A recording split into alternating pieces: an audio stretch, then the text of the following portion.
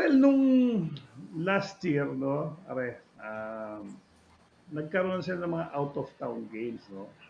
Magaling talaga itong mga ating mga sport palakers, eh. Talagang napapansin nila yung mga ganyan, you know. Natutuwa naman ako at ito yung Valley Jordan lang, ha? Ito lang suggestion. Maganda, maganda to, no? Oh, Last year kasi, no, 2023, no, kasi yung ibang players yata ay pinahiram para mag-train sa Gilas. So, nagkaroon sila ng PBA on tour. Okay? At kung saan sila nagpunta. Dito, yung mga ibang mga, kaya lang dito, parang ano siya, more of an exhibition game siya, parang gano'n ang concept. Ngayon, ang nangyari dito, yung mga ibang players, nabigyan ng tsansa to show their worth, tapos ibang free agents, pinalaro nila, okay?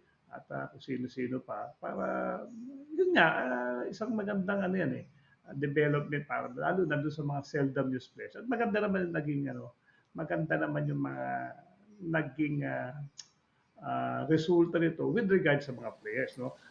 Pumunta sila sa iba't ibang ano eh, ah, sa iba't ibang lugar eh. Andiyan si Batangas, si Chaong, dito sa Bagumbong, sa Caloocan, sa Quezon Province, nagdumageti pa yan, may baliwag pa. So nakikita mo na talagang the PBA is reaching out sa mga tao, no? Ah, Ngayon, ang masasabi ko lang dito, um, yung paglipat butas dito sa Rizal Memorial, are. Okay?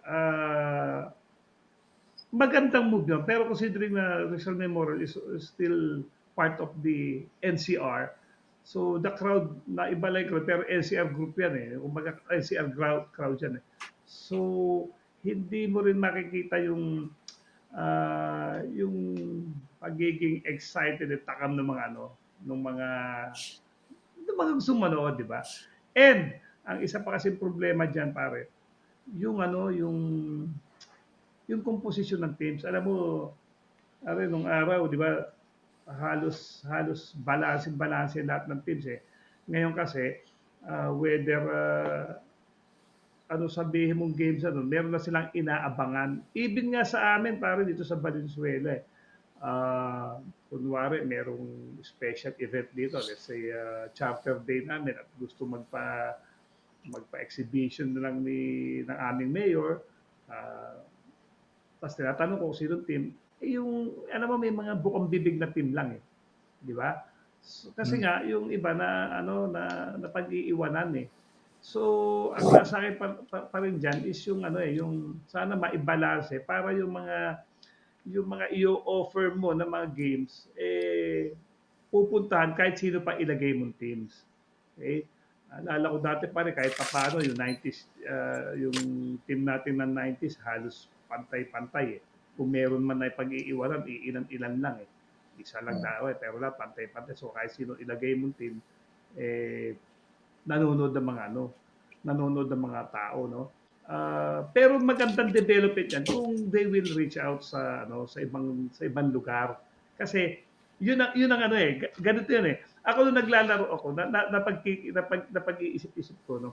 Yung mga lugar na kailangan lumipad kasi, di ba? Meron kasi mga lugar na road trip eh, di ba?